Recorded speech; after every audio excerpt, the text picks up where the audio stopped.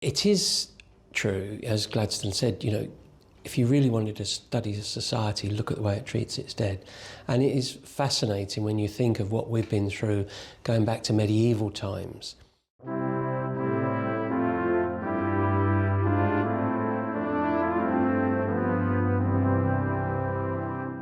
A gentleman called Julian Litton, he was a great funeral historian. He passed away last year. We carried out his funeral.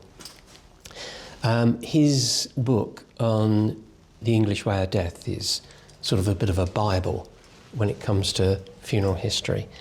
You'd almost say an eccentric character at the time, an absolute font of knowledge, the likes that we won't see again. He's just incredible. But he had been in touch with the College of Arms and actually had his own coat of arms designed. So that's his coat of arms, that's his sort of what you call his achievement, really, the helm. Because when you looked at a medieval funeral, you would have a page walking along with their coat of arms, that's his tabard, and then their achievements would be their helmet, and perhaps a sword, a mace or something that would be carried along in front of the funeral. So Julian, in his own style, had this all designed. And this will eventually, hopefully, rest in Thaxted Church, and he's buried, along with his partner, in the churchyard there. It's beautiful. Yeah.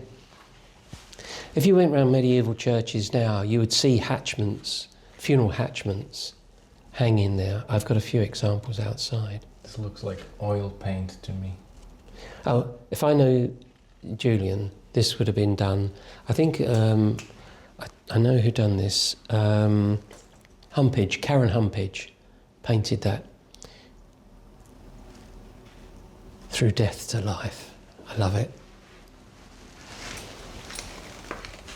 And this oldest example of memento mori, as I've noticed on the gravestones, that as the time passed by, those depictions of the skull got more anatomically correct.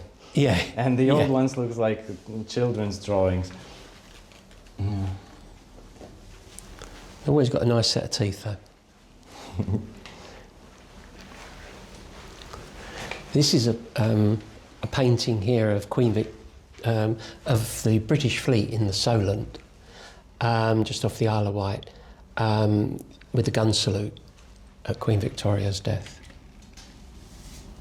I thought at first that some pieces of paper are missing. No. It's rather smoke. Rather a poor depiction of smoke. Yeah. Looks like a costly funeral.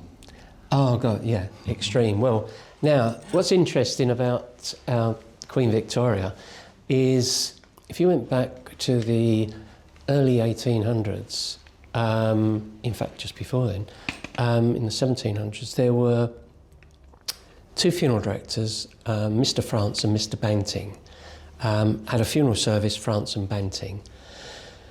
They had a parting of the waves. Mr. Banting wanted to do the rich and famous, and Mr. France wanted to do all the Catholic work.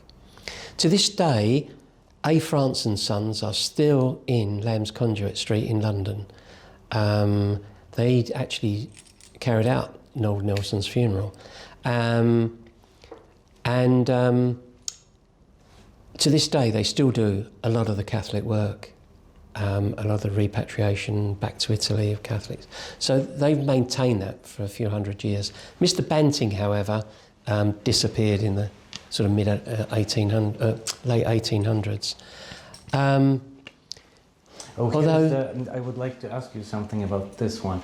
This is a genuine funeral bill? It's a funeral bill. We've got lots of examples of funeral bills. What's interesting of them?